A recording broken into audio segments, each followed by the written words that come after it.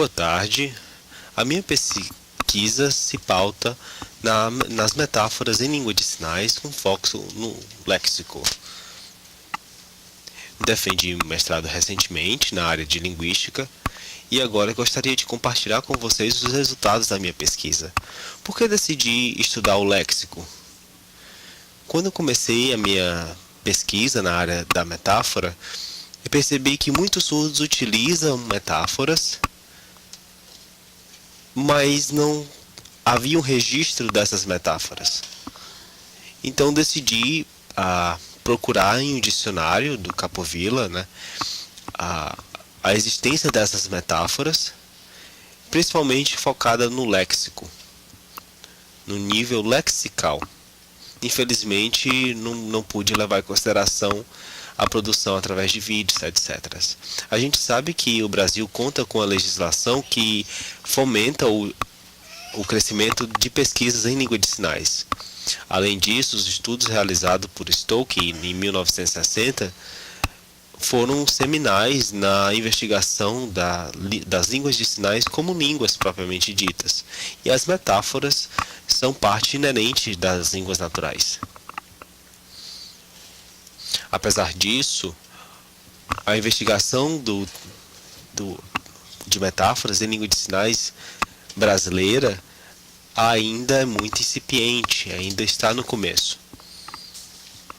Apesar da língua de sinais ser uma língua extremamente metafórica, ainda há necessidade de registrar e se estudar, investigar como acontecem os processos metafóricos em línguas de sinais. A justificativa do estudo se deu devido ao fato de surdos estarem em comunicação constante e a utilização de metáforas serem bastante espontâneas no uso cotidiano da língua de sinais e nas interações entre sinalizantes, seja no âmbito acadêmico ou escolar, ou etc. A visualidade é uma marca da língua de sinais e é necessário que se investigue como a visualidade se dá nas expressões metafóricas. Além disso, pude constatar uma necessidade de mais investigações no assunto. Ainda são poucas as produções que tratam sobre as metáforas em língua de sinais. Por isso, decidi me juntar e fortalecer a área. Através de investigações do tipo, fortalecemos a própria língua de sinais. Decidi investigar as metáforas em língua de sinais, tanto pelo número de pesquisas, que apesar de ser crescente, é incipiente, é inicial, e também aprofundar os estudos linguísticos na língua de sinais. Esses estudos são necessários nas diversas línguas de sinais em todo o mundo, seja na área fonológica, seja na área morfológica, e bem como no âmbito metafórico. O objetivo desse estudo foi tratar as metáforas das línguas de sinais, tendo em vista principalmente as configurações, o parâmetro das configurações de mão.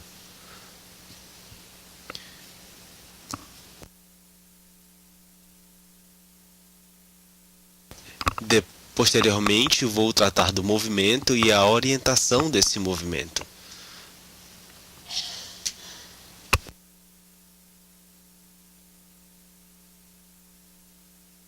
Foram selecionados vários sinais que representavam conceitos positivos, por exemplo, bons, e eles geralmente remetem a direção para cima, e conceitos negativos, que geralmente remetem a direção para baixo. Fiz uma coleta desses sinais com outro surdo, um colega meu, e fomos categorizando esses sinais entre sinais positivos e negativos. Depois fizemos uma análise desses sinais.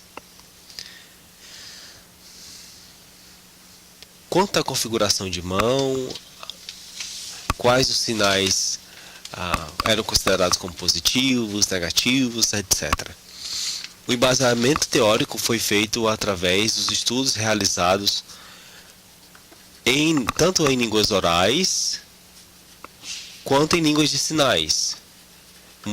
Esse livro foi traduzido, eu usei uma tradução de 2002, é uma produção que foi feita em inglês.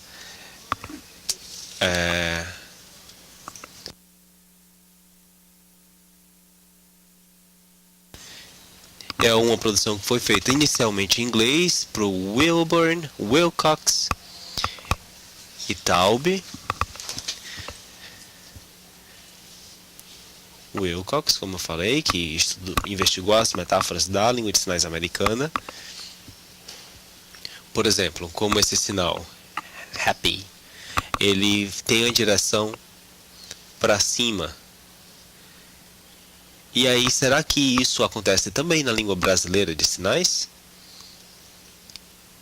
Então, são pesquisas que foram realizadas no estrangeiro, principalmente publicadas em formato de livro.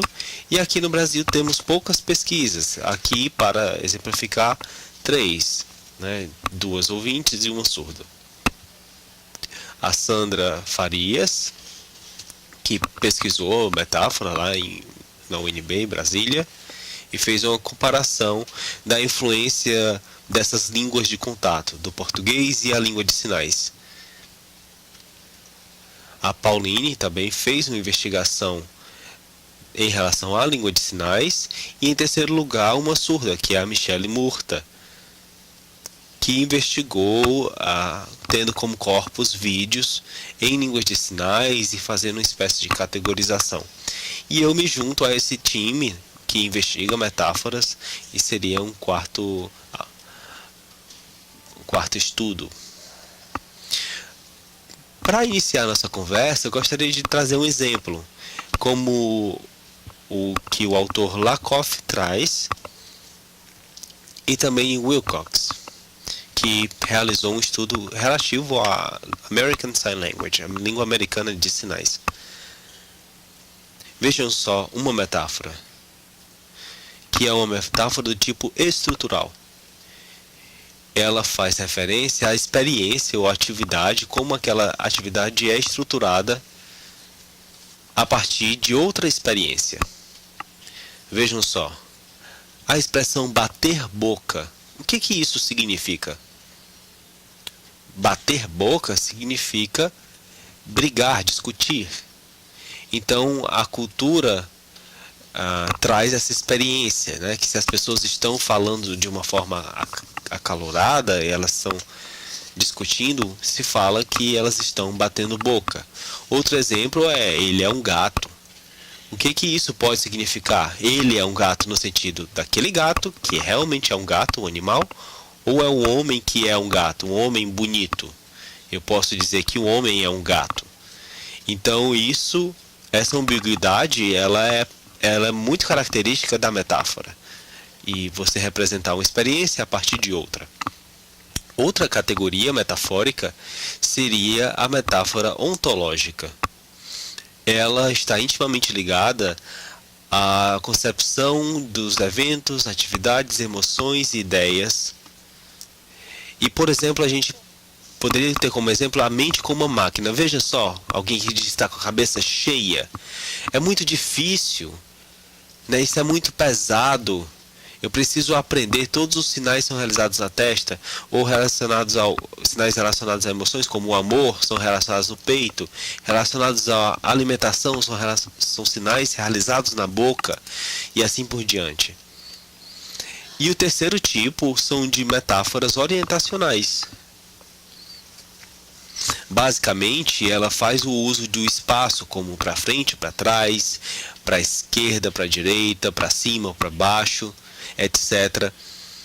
E elas são utilizadas muito na nossa cultura. Por exemplo, o movimento para trás, ele faz referência ao passado. Mesmo os sinais de ontem, faz tempo, passado, eles sempre fazem uma trajetória em relação ao passado.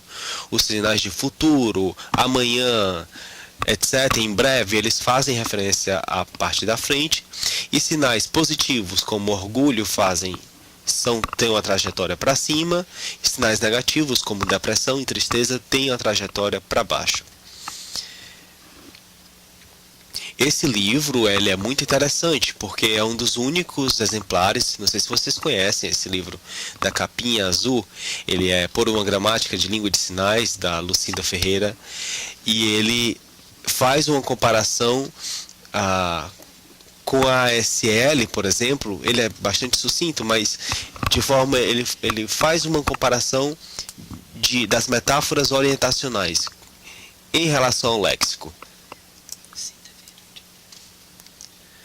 A metodologia utilizada, como eu disse, infelizmente não pude lidar com produções espontâneas em vídeo, então minha orientadora e eu achamos melhor fazer uma coleta de corpos através de livros, ou seja, uma coleta bibliográfica. Esse volume conta com mais de 10.000 sinais, sinais relacionados a emoções, aos sentimentos, sinais concretos também, mas nós nos abstemos somente aos sinais abstratos. Somente sinais abstratos. Desses sinais, selecionamos 831 sinais abstratos relacionados a sentimentos, etc. Depois fizemos essa categorização entre sinais com a significação positiva e negativa. Assim, eu juntamente com um colega surdo também. Lembra que eu havia falado sobre a teoria de Lakoff? Que ele traz que o amor fica no peito e ele é positivo? E por que o amor é positivo? A felicidade é positiva. O que seria negativo? Alguma coisa ruim, alguma coisa mal, a tristeza, etc. E a gente foi categorizando entre esses conceitos de significação positiva e de significação negativa.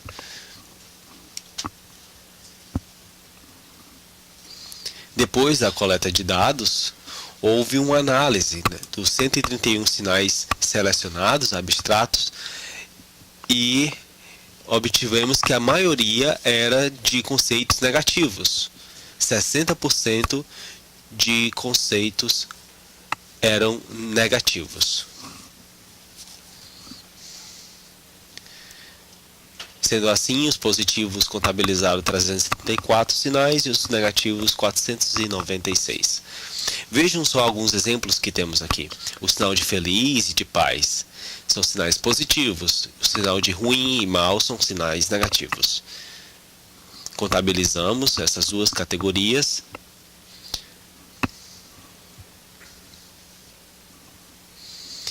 E agora temos, como havia falado, sinais com conceitos positivos e negativos. Vejam só. No exemplo de sinais para cima, temos sinais de feliz, por exemplo. E depois temos outro sinal como sinal de raiva ou de suspense, de suspeitar de alguma coisa. E eles são sinais que têm o movimento para cima. Mas na verdade eles são exceções.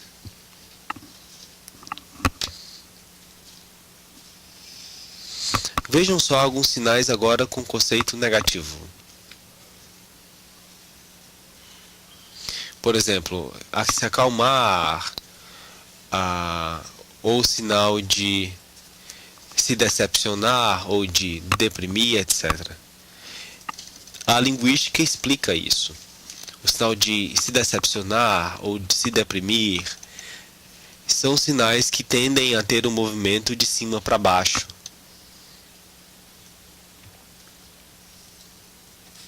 Como havia falado, os sinais podem ter uma trajetória para cima ou para baixo. Na verdade, 97 sinais tiveram esse movimento, uma trajetória para cima, enquanto 130 sinais tiveram esse movimento para baixo.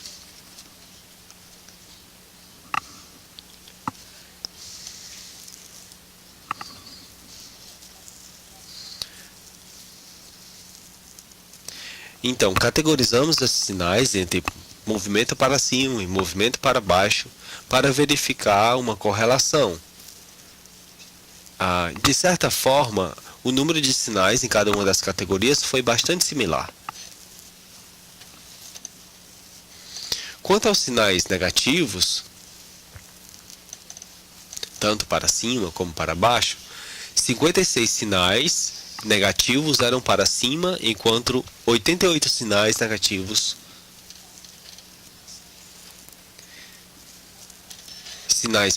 eram para baixo. 88 sinais. Então, a maioria dos sinais negativos são para baixo.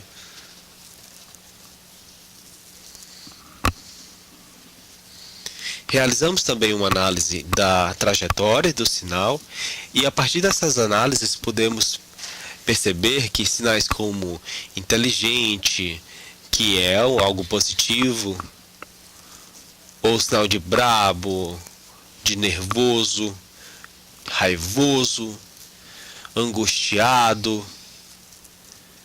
são sinais negativos, e se a gente prestar bem atenção, os sinais positivos com essa configuração são poucos. Olha só, essa configuração em garra, que os dedos estão flexionados. A maioria dos sinais são negativos. E isso é uma nova categoria, né, que da língua de sinais, que as línguas orais não têm isso, da configuração de mão. Então essas configurações de mão, como a mão em garra, a mão reta e a mão fechada, elas também podem ser novas categorias de classificação que podem ser metafóricas na língua de sinais. Vejam só, mãos abertas 207, mãos em garras 80, mãos fechadas 89.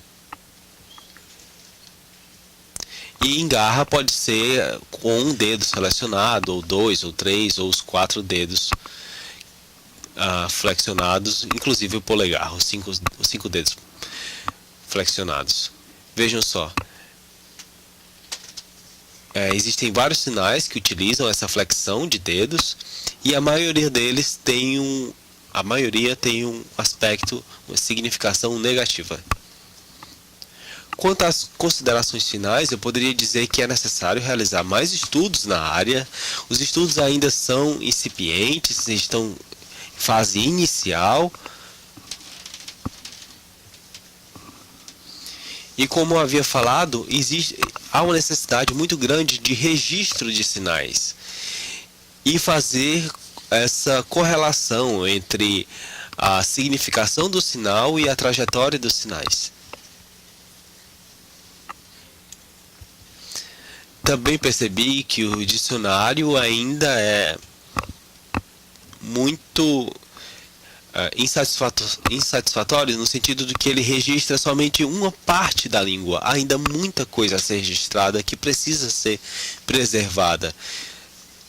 E se cada vez tivéssemos dicionários mais completos, as pesquisas seriam mais satisfatórias. Basicamente é isso. Essa é a minha bibliografia. Muito obrigado pela atenção.